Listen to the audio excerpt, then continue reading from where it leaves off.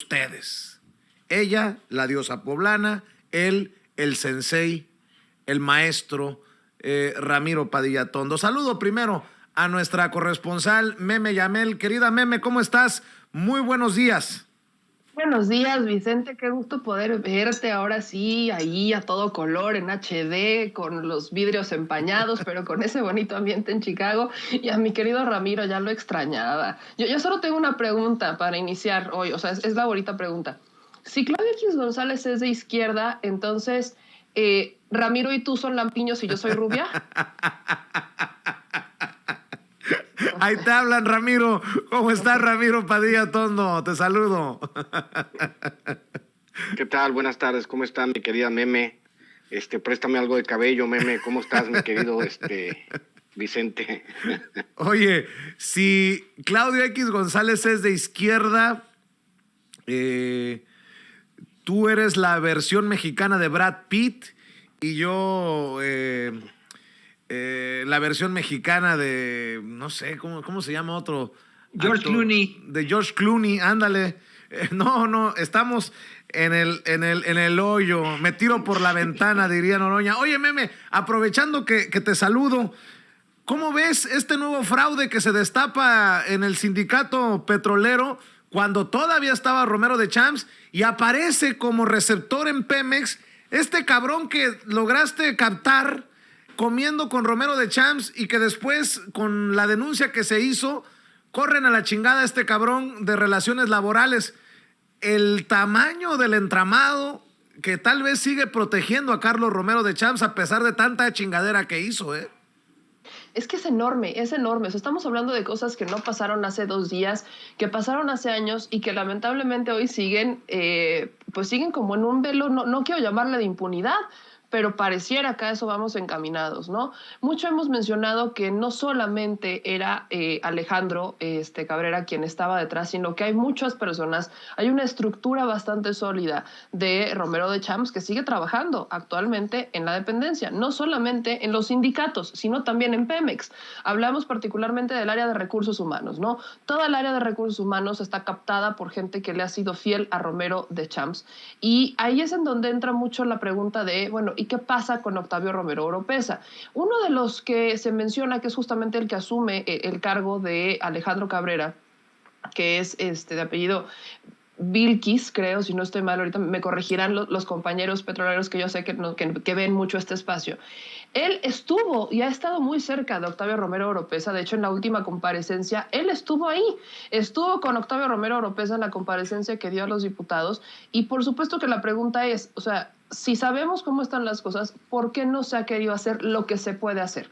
Entendemos que no pudieran entrar en el tema del sindicato porque, bueno, sabemos que hay ciertas limitaciones, la Organización Internacional del Trabajo y distintos acuerdos, pero hay acciones que se pudieron haber tomado por parte, por ejemplo, del director de Pemex en el área de recursos humanos. Creo que ahí sí hubiera valido mucho la pena poner gente de confianza, no solo gente que conociera cómo opera Pemex, sino gente que fuera de confianza, que le diera una garantía a los trabajadores. Les pongo un ejemplo de por qué esto es necesario. Estamos con este antecedente de un fraude derivado de un depósito de becas, que es algo que ya habrían denunciado, no es la primera vez. De hecho, Alan es uno de un compañero también ahí de petrolero, que ha estado denunciando ampliamente esto porque él fue uno justamente de los afectados por este fraude.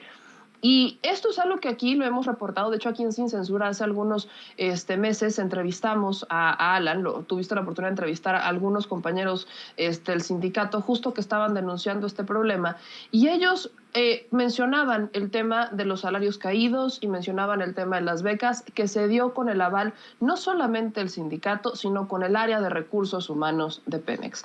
Y hoy, por ejemplo, estamos ante una elección sindical en donde se supone, ¿no?, se dan estas garantías de que va a haber elecciones limpias y transparentes, pero si nos vamos a lo que está pasando, ya fueron electos los líderes de las secciones, y al menos uno de ellos, que es quizás el que más preocupa, Héctor Sosa, este líder charro de la sección 34, es el que, esta sección es la que tiene el gas bienestar, y esta sección de Pemex ha impulsado Héctor Sosa. Ellos han impulsado una campaña amplia y completamente pública en contra de Morena. El pasado 6 de junio una campaña en contra de las elecciones, se paraban afuera de las oficinas a decir no voten por Morena. Luego, en cada oportunidad que tienen, le han mentado incluso la madre al presidente, ¿no? Que no van a ceder, que no los van a dejar, que no los van a sofocar, y literalmente mentadas de madre que no tienen mayor empacho en publicar porque las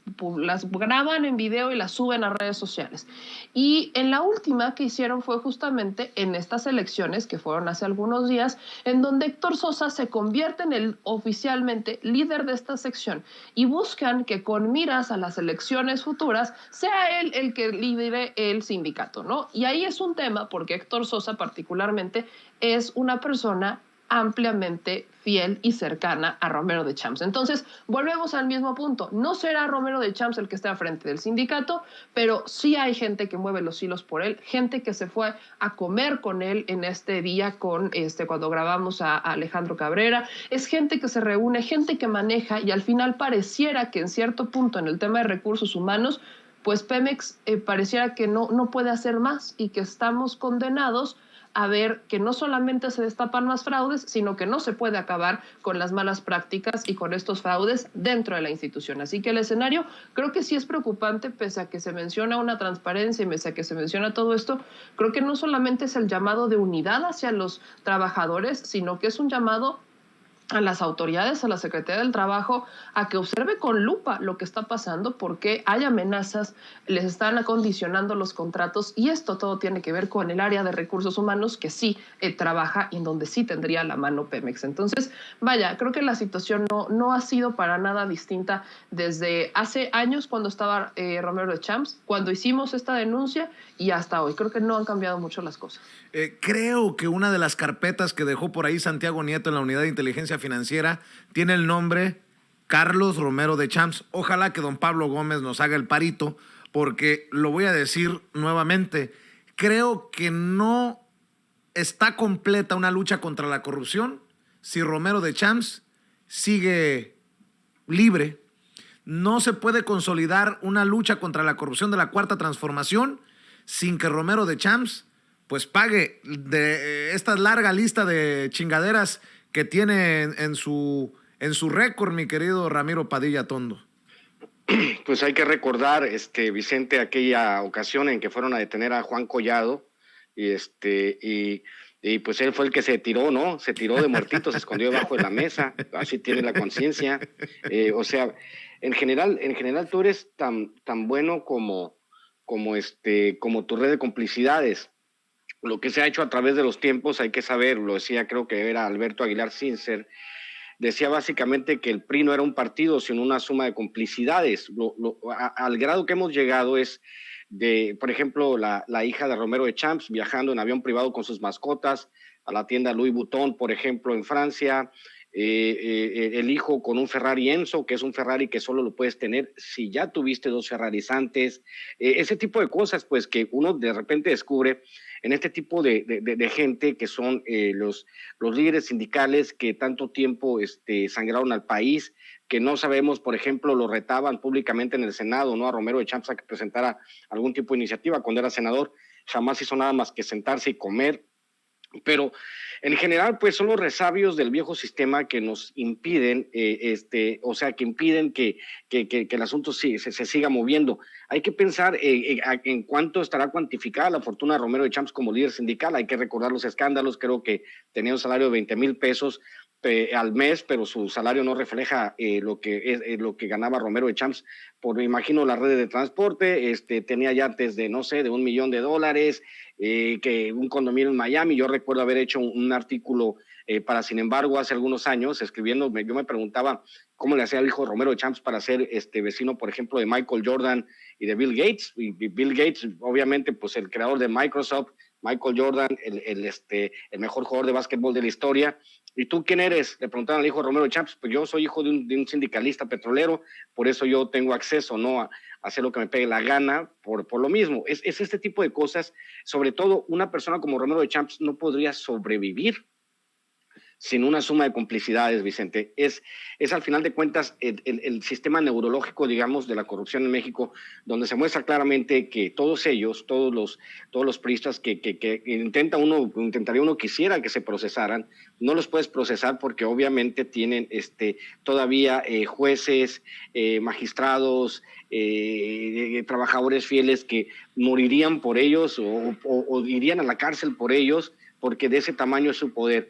Pero ojalá, como dices, como dice Meme, también Pablo Gómez dijera, a ver, vamos de una vez poniendo seriedad al asunto y que se convirtiese sobre todo en prioridad, ¿no? Que Romero de Champs pisara la cárcel. Sería una victoria maravillosa para el pueblo mexicano, no para el gobierno mexicano, para el pueblo mexicano, saber que ya no hay estas gigantescas dosis de impunidad en un país tan lastimado como el nuestro, Vicente.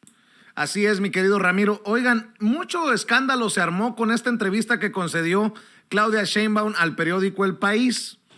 Y de las razones por las que genera tanto malestar en un sector es porque el periódico El País sí se ha convertido en un panfleto de golpeteo contra el presidente Andrés Manuel López Obrador desde España. Estaba viendo que acaban de publicarle una columna de opinión a Ciro Murayama, el consejero del Instituto Nacional Electoral, Meme, que lo titula La trampa de la revocación de mandato. ¿Alguien imagina a Trump o a Nixon como impulsores de un impeachment contra sus presidencias o que en los regímenes parlamentarios las bancadas del gobierno propusieran mociones de censura? Así como Lorenzo Córdoba vino a un foro a Indiana a decirse víctima del hostigamiento del gobierno, pues del mismo nivel Ciro Murayama utilizando El País para el golpeteo. Pues que no eran árbitro estos personajes, desde hace mucho lo hemos advertido, se metieron a patear la pelota y le hicieron una falta por detrás, artera, así de cárcel, al gobierno de la Cuarta Transformación. Bueno, ¿qué digo al gobierno? Al pueblo de México, mi querida Meme. Hay varias cosas, ¿no? Son temas aquí, en el caso de Ciro Murayama. Bueno, ya hemos establecido en más de una ocasión que el problema por supuesto que el problema es el INE, cómo se organiza el INE y todo esto. Pero más allá del INE es quién está en el INE. Y Ciro Murayama se las ha dado muy del demócrata. Y lamentablemente han estado queriendo sí atacar la revocación de mandato, pero desde el presupuesto. Lo que sí hay que mencionar particularmente con esto, tiene que ver con cómo se está organizando la recolección de firmas. Y es que esa es otra campaña. Y yo ahí personalmente lo digo, se ha generado mucha confusión y Morena ha sido el responsable. Y lo voy a decir de esta manera. Porque el argumento legal es revocación, no ratificación. Y si estamos viendo, aquí aplican la de están viendo y no se hincan, están viendo la tormenta y no se hincan, aplica exactamente el tema. Sí, efectivamente, si uno vota para que el presidente se mantenga en el poder, se dará una ratificación de mandato, pero ese no es el proceso legal. El proceso legal es el de revocación. Y entonces, al que usted salga, ustedes pueden salir. Yo ya me topé en el Zócalo con estos módulos en donde están pidiendo las firmas. Los módulos no dicen revocación, dicen ratificación.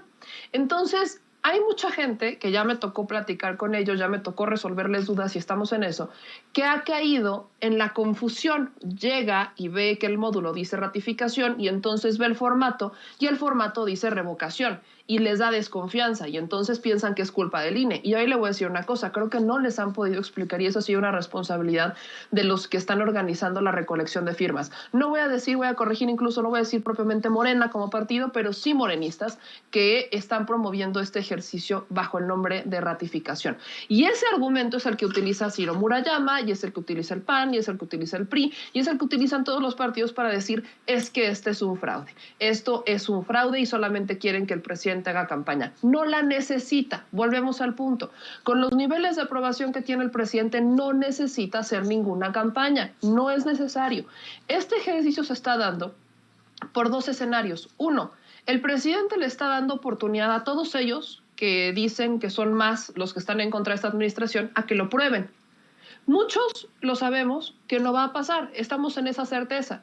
¿Por qué? Porque incluso quienes son adversarios del presidente quieren que se quede. Imagínense nada más, lo quieren tanto que saben que sin él no tienen ni para quejarse, ni para criticar, ni nada. Entonces lo quieren que se quede el presidente, pese a que no simpatizan con su proyecto. Pero además es una herramienta valiosísima que el propio presidente ha mencionado en las mañaneras. Es para que los ciudadanos aprendamos a utilizar esta herramienta y que si eventualmente la tenemos que aplicar, sepamos que existe. Porque este es el único presidente que se atrevió y se va a atrever. No me imagino a ningún presidente en tiempos futuros diciendo, ahí está la revocación de mandato, promoviendo su propia revocación. No me imagino a ningún presidente, ni en México, ni en el mundo, bajo el concepto que lo está haciendo Andrés Manuel López Obrador, promover su propia revocación. Eso no solamente es un ejercicio, ahí sí, de legitimación, sino que también es un ejercicio de confianza y democracia, de yo creo en la democracia. Y si hay tantas críticas y si hay tantas quejas, ahí está la herramienta. Yo promuevo desde esta presidencia que el pueblo tenga el poder de quitarme cuando quiera. Y ahí está. Y esta es la herramienta, aprendan a usarla y yo desde esta tribuna lo voy a promover. No cualquiera tiene, y lo tengo que decir así, los pantalones para promoverlo y decir, ahí está. Cuando tienes tanta crítica en los medios de comunicación tradicionales, cuando hay tanta euforia en los círculos más altos de poder, diciendo que todos te odian, que nadie te quiere y que mejor te comas un gusanito. O sea, no hay un escenario en donde un presidente diga, ahí está, úsala. Por eso les digo, hay un ejercicio que por supuesto tiene dos objetivos muy importantes, pero lamentablemente algunos morenistas, al hablar de la ratificación y hacer una campaña con la bandera de frente de ratificación, le están dando herramientas a estos que se quejan un día sí y al otro también, para que agarren y digan, ven, es un fraude, porque el propio presidente no le llama ratificación, le llama revocación. Entonces, no es un tema del presidente, es un tema que han querido aterrizar los de abajo, los morenistas, y es un error, porque han caído en confundir a la gente. Ese es el problema. Han caído en confundir a mucha gente, que yo creo que ya ha empezado a entender mucho el tema. El propio Pedro Miguel les ha dicho que no es cierto, que es verdad, que es un ejercicio de revocación. Y ese es el problema, que no le han podido llegar a explicar a la gente, y de ahí se agarran los que, como Ciro, empiezan a escribir estas columnas de que es un fraude. Nada tiene que ver con eso. Y aparte se lo achacan al presidente cuando vuelvo al tema. En la evidencia, váyanse a cualquier mañanera y el presidente le llama ejercicio de revocación. Le llama como le debe de llamar. Y son los que promueven las firmas quienes le llaman ratificación. Y como son de Morena, y una que otra creo que fue candidata de Morena, pues entonces es que es un fraude. Claro. Nada más lejano que eso. Nada más lejano que eso, pero vaya, habría que poner las responsabilidades a quien le toca y que asuman esa responsabilidad. Por ejemplo, otro caso con el INAI está el tema de Mario Delgado. Y no hay nada personal en contra de Mario Delgado, pero le dan un punto al INE cuando en esta comparecencia Lorenzo Córdoba, Jorge Álvarez Maynés, pues le cuestiona, ¿no?, el dinero que habría regresado, y si bien Jade Cole comprobó lo que le correspondía bajo el periodo en el que ella estuvo al frente de Morena, que era 2017 y principios de 2018, 2019, Mario Delgado comprometió este año que iba a entregar recursos que iba a regresar dinero de campaña para que se compraran vacunas. Bueno, pues la gran noticia del día es que efectivamente no lo había hecho, no había regresado todo el dinero. Se le cuestiona, Mario Delgado dice que lo van a regresar a fin de año, pero la regla es clara, no puedes regresar dinero que ya te entregaron, tienes que hacerlo antes de que te lo entreguen. Entonces, cuando ahora hace la solicitud para regresar el dinero, el INE le dice que yo no te lo puedo aceptar. Claro. Y con el dinero que falta porque le entreguen a Morena, no cumple con lo que tenía que haber entregado hace meses. Volvemos al punto. O sea, no es el presidente, hay que empezar a separar. El presidente es el presidente de México, ya no es el presidente de Morena. Y los errores que cometan algunas personas en Morena los tienen que asumir ellos y tienen que asumir esas responsabilidades, porque lo que se dice se cumple. Y si el ejercicio de revocación es revocación, se explica como revocación y se explica que al votar por el presidente para que continúe se le dará ratificación, pero no puedes hacer una campaña con la bandera de ratificación porque confundes a la gente y hay consecuencias y bueno, le das pretexto a la bendita oposición, incluyendo a los del INE que perfectamente le podrían estar haciendo la campaña al PRI-PAN o al propio Claudio X González para que salgan a escribir columnas un día así y que salgan a dar entrevistas al otro día también. oí un trasterío ahí, tiraron platos y le dije, mamá, ¿qué? Que chingue a su madre ese Ciro Murayama. También mi mamá está encabronada, como Abraham Mendieta, que dice, Ciro, le pone Ciro, eres consejero, no político, entiende, chingao. Y Hernán Gómez también, sí, entiende, eres árbitro, no actor político. Si quieres ser actor político, gana una elección, mi querido Ramiro. Pues el único que no entiende es este cabrón. Y bueno, y Lorenzo Córdoba. No, pues es que pues no es Instituto Nacional Electoral, es Partido Nacional Electoral, son otro partido político, ¿no? El Partido Nacional Electoral y sus voceros, su presidente y su secretario general, pues son obviamente Lorenzo Córdoba y Ciro Murayama. Pues qué desafortunado, ¿no? Que tengamos que ver este tipo de circunstancia en este país con todo lo que está sucediendo y que en vez de montarse al trabajo que tienen que hacer, el trabajo de establecer los parámetros para elecciones justas, se la pasen jodiendo, chingando la borrega, como dicen, ¿no? No sé, de repente no son las autoridades que nos merecemos, de verdad. Los mexicanos ya tenemos tiempo deseando autoridades que sí nos merecemos. Entonces, obviamente, Ciro Murayama es muy desafortunado en hacer este tipo de cosas, le cayó encima a toda la gente por lo mismo, porque debería el cuate renunciar y dedicarse a la política si quiere ser un actor político, pero desgraciadamente a estas alturas del partido y con todo lo que están haciendo, con todo lo amañado que tratan de hacer en contra de la revocación de mandato, pues me parece que también que es un ejercicio inútil lo de la revocación de mandato, porque no vamos a tener un presidente de derecha en los próximos 50, 100 años, así que pues no sé si tendremos que revocar en un futuro, quizás mis nietos lo vean, ¿no? Si algún día, y dicen muchos que me haga la boca chicharrón si regresa a la derecha, pero la derecha no regresa en los próximos 30, 40 años. Y no sé por qué torpedean un asunto como este si saben que no van a regresar. O sea, pero al final este tipo de circunstancia en la que estamos viviendo en México, esta circunstancia inédita, lo digo yo siempre, estamos viviendo años intensos e insólitos, pues nos tienen a la malograda oposición queriendo agarrarse de todo. De hecho, como dicen, ya que le inventaron que el hijo del presidente traía una chaqueta Gucci, ¿no? Y al final se convirtió en una chaqueta mental, la de la derecha.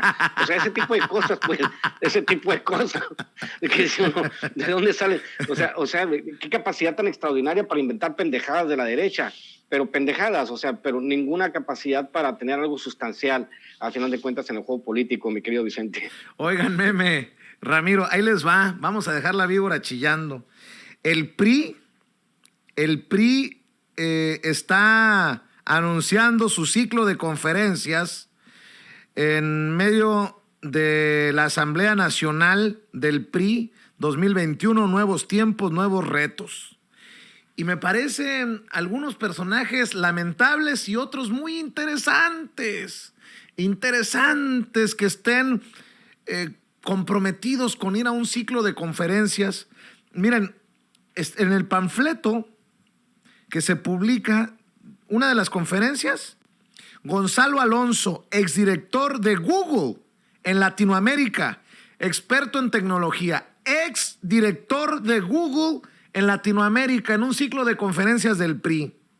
El otro, Francisco Martín Moreno, el que llamó a que marque a morenistas en el Zócalo, escritor, ganador de no sé qué madres de premios. Denise Dresser, académica, politóloga y escritora. Bueno, Francisco Martín Moreno pidió la intervención de Trump contra López Obrador. Denise Dresser dice que López Obrador ya dio un golpe de Estado.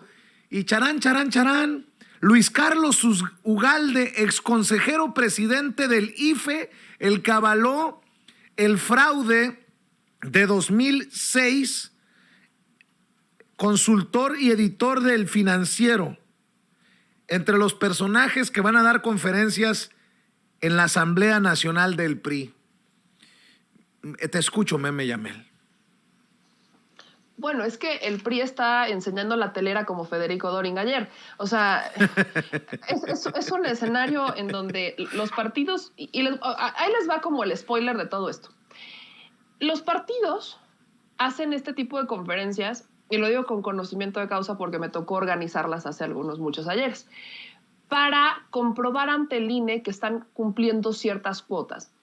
A los partidos políticos les dan les dan las prerrogativas mes con mes y tienen que cumplir con cuotas de capacitación y promoción política, tienen que cumplir con cuotas de empoderamiento de la mujer, participación de los jóvenes, etcétera.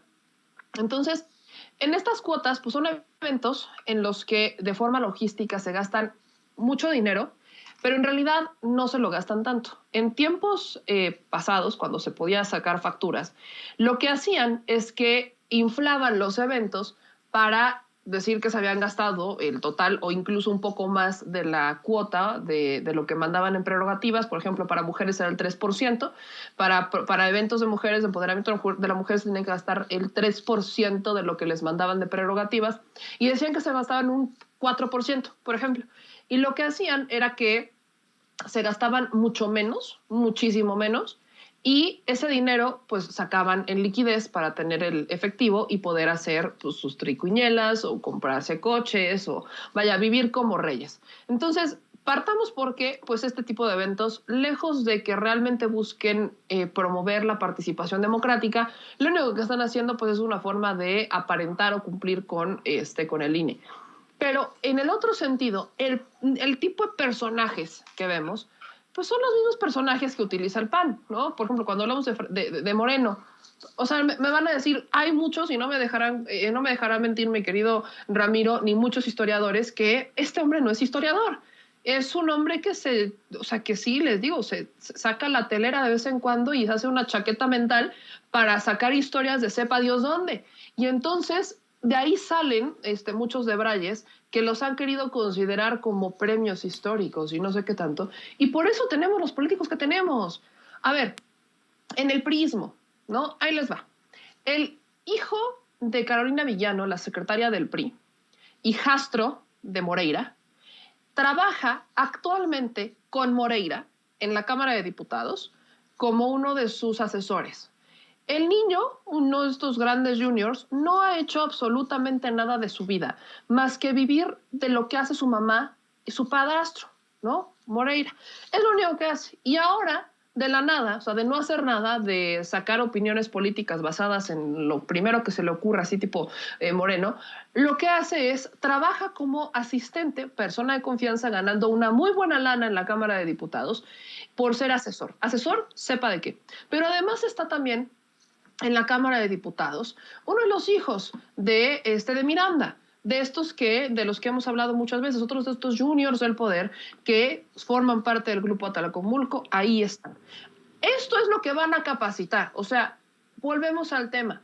Esta es la clase política que han estado queriendo promover como la nueva sangre del PRI, que es no solo más de lo mismo, sino que peor, porque nunca les costó nada en la vida, porque todo lo han tenido muy fácil y porque aparte sus papás les están poniendo un futuro todavía más fácil, enseñándoles a robar.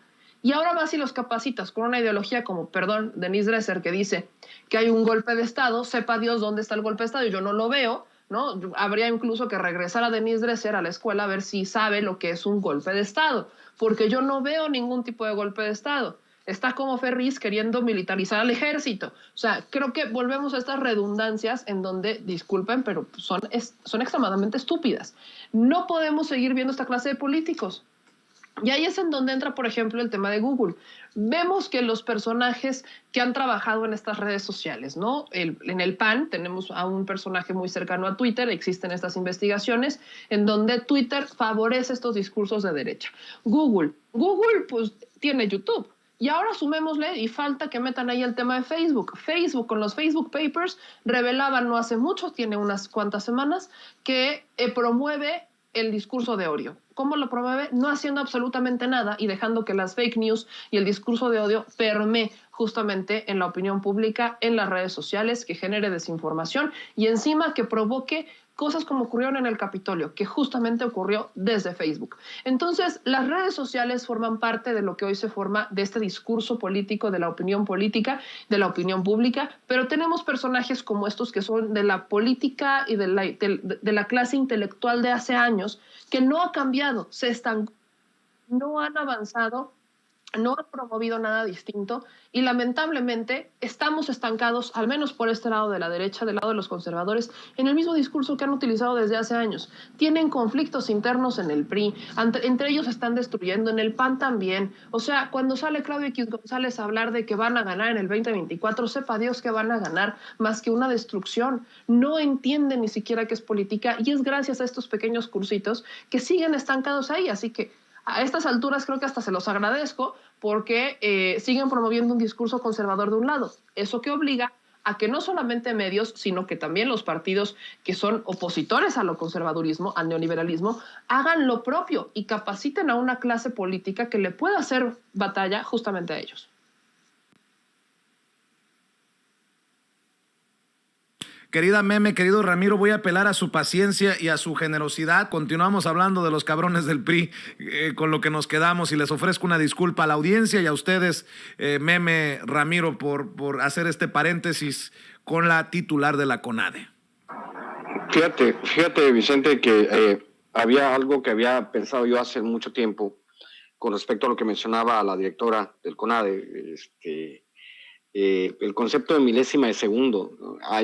Yo recuerdo, para la gente que no sabe, yo empecé hace muchísimos años escribiendo una columna de deportes para un suplemento mensual en Los Ángeles. Mi chamba era escribir una columna de deportes, sobre todo fútbol. Así empecé yo en los medios escritos hace más de 10, 12 años que empecé. Entonces yo hablaba del concepto de milésima de segundo, y recuerdo que decía yo por qué éramos tan malos en los deportes de conjunto. En general, los mexicanos somos muy malos para hacer cosas en conjunto, a menos que se trate de una tragedia. En un temblor somos súper solidarios, ¿no? En los desastres naturales los mexicanos somos solidarios, pero como país, como sociedad, en muchos aspectos somos bastante apáticos o somos bastante envidiosos. Y el deporte no deja de ser una proyección de esta psicología colectiva del mexicano, ¿no? Entonces yo pienso que sí, que vamos en el camino correcto, porque pues hay que sentar las bases. Roma no se hizo en un día, de repente sí se ve en el medallero. Hay que recordar cómo se llamaba ese tipo, Alfredo Castillo, en los Juegos Olímpicos de Río de Janeiro. Ese sí estaba jodido. Se llevó hasta la novia, creo, a los Juegos Olímpicos, ¿no? No, y los delegados, los que salían en el desfile, cabrón, ¿te acuerdas? Que eran puros amigos, eran juniors, eran hijos de funcionarios, los que salían en el desfile olímpico, no eran los atletas. O sea, ese tipo de corrupción teníamos en México. Entonces yo creo que apenas se van a sentar las bases para que por fin tengamos el deporte que nos merecemos, porque los mexicanos sí somos competitivos. Lo que pasa es que es un tema estructural, el de nosotros, el de que no se proveen las condiciones. Por ejemplo, Cuba siempre está en lo más alto de los medalleros y tienen 12 millones de habitantes, por ejemplo, ¿no? Pero el deporte en Cuba se toma en serio, ¿no? Es una de las maneras de demostrar que hay sistema como el socialismo cubano, que sí trabaja bien, tiene atletas de primer nivel todo el tiempo. Pero bueno, veremos qué nos dice el tiempo, y si no pudieron comprobarle las acusaciones a Ana Gabriela Guevara, pues ahora la pregunta es quién tiene que pedir disculpas o quién tiene que resarcir el daño por el ataque a su imagen, ¿no? Por ejemplo, eso pensaría yo, Vicente. Así es. ¿Y por qué no cerramos, mi querida Meme, con un comentario, con una opinión sobre este pobre medio de comunicación llamado Latinus, que ha sido golpeteado, madreado por el presidente Andrés Manuel López Obrador, primero en el quién es quién en las mentiras de la semana y después desmentido, desmenuzado? Pobre Loret de Mola. Dicen que la risita es la que calienta, mi querida Meme Yamel, y yo quiero que rescatemos esta risita. La tienen por ahí, no te la mandé, mi querido David. Esta risita que es hasta tierna del presidente Andrés Manuel López Obrador, cuando exhibe a Carlos Loret de Mola haciéndole el caldo gordo a Emilio Lozoya en esta entrevista en Televisa sobre la reforma energética que terminó siendo chayoteada, maiceada con los dineros de Odebrecht para personajes, algunos ya en el bote. Esta risita, dame tu opinión, Meme. Échalo, David. Del otro lado, Andrés Manuel López Obrador dice: están cometiendo el atraco del siglo. Carlos, una mentira, aunque se repita 100 veces, no será verdad. Esto no es un atraco. Un atraco es quien propone endeudar a los mexicanos. Un atraco implica regresar a aquellas historias que nos tocaron inclusive a nosotros. La risita es la que calienta, la risita es la que calienta. ¿Qué exhibida les pone hoy el presidente Andrés Manuel López Obrador, querida Meme?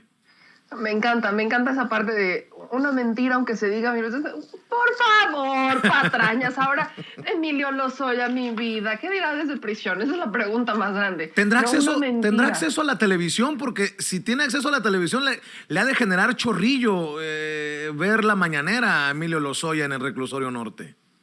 Más cuando quiere apelar, ¿no? Y está impugnando para que lo saquen de prisión porque él fue un artífice, nada más.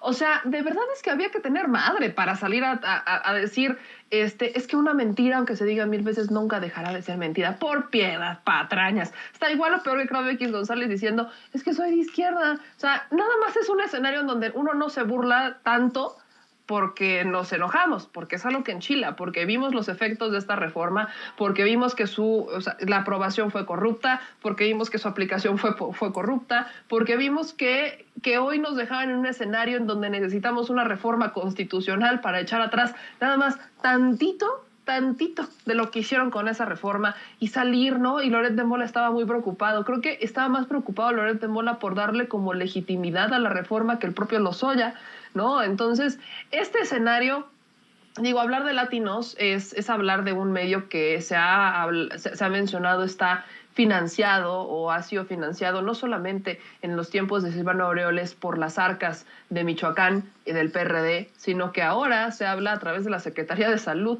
de Francisco Javier García Cabeza de Vaca. Por ahí dicen, dime con quién te juntas y te diré quién eres. Bien lo dicen las mamás mexicanas, las abuelitas mexicanas. Y si este es el financiamiento, si ese es el origen del dinero, creo que entendemos la línea del medio, ¿no? Una cosa es que saquen investigaciones y otra cosa es que emitan críticas, y una muy distinta es que su línea sea atacar por atacar, y es atacar para beneficiar a un grupo. Ese mismo grupo que en esa entrevista con Lozoya protegía y defendía. No ha cambiado nada para Loret desde ese entonces hasta hoy. Lo único que sí cambia es la forma en la que el debate público está funcionando. Porque hoy ya vemos que la realidad era muy distinta. Hoy Loret de Mola saca un tuit y dice que el presidente lo atacó toda la mañana. Ajá, pero ¿y la reforma energética qué?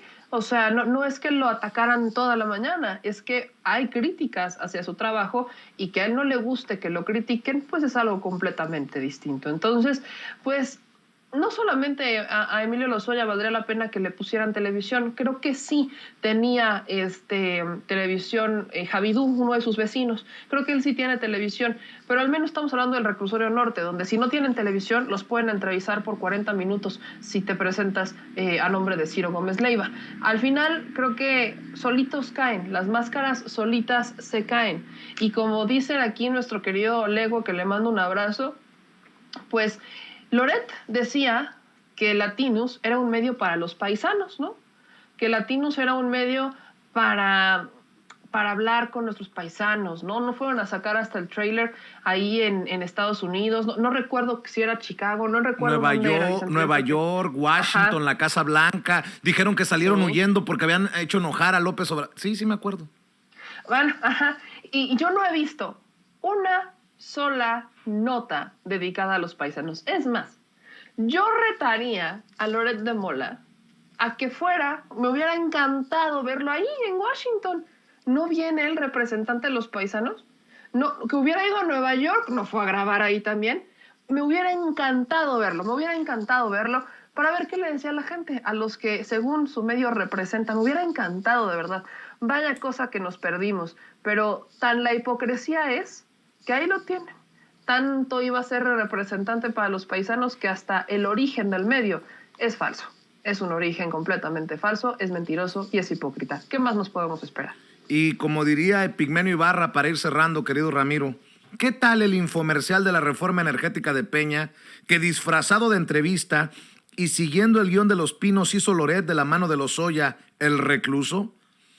Pues creo que con esto también se exhibe a los montajes, a lo que le quieran poner, todo el papel maligno que jugó Loret de Mola como conductor de estos espacios cuando estuvo en Televisa?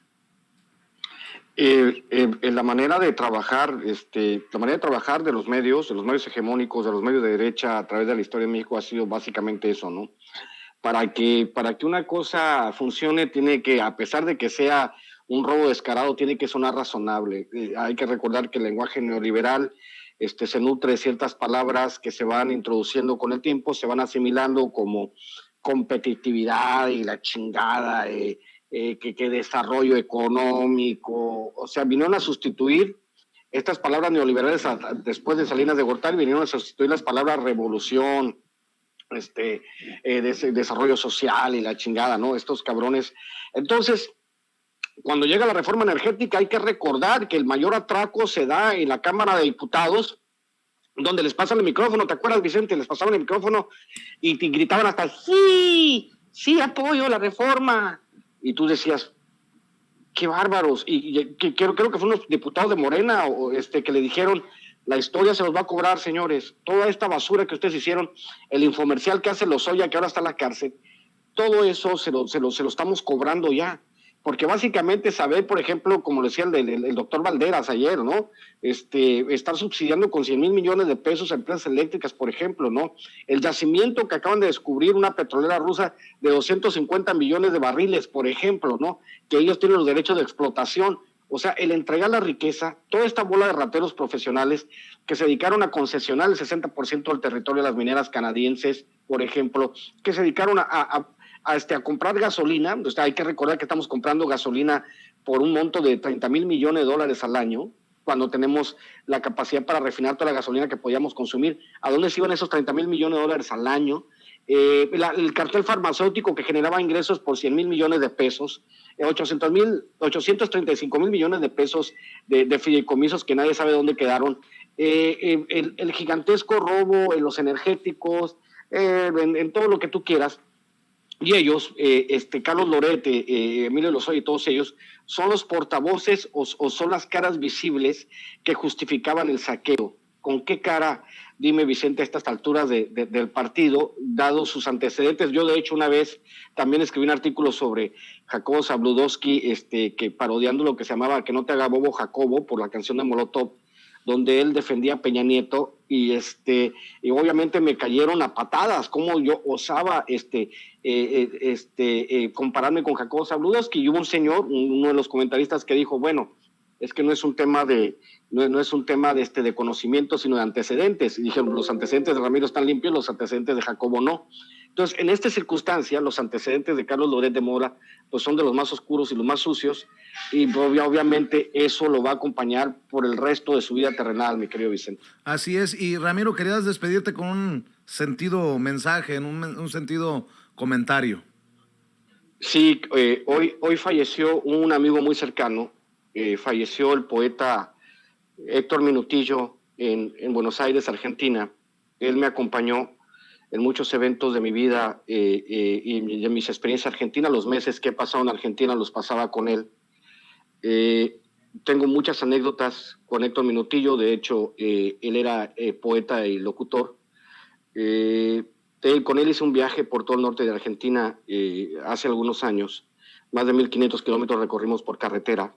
Héctor Minutillo fue el que me recogió en el aeropuerto aquella vez que se hizo famoso el incidente donde me encerraron en el aeropuerto argentino, y él fue a sacarme diciéndole, y ya me había advertido él, me decía, Ramiro, no vayas a joder con la gente de migración, por favor, boludo, no vayas a joder con la gente de migración, boludo.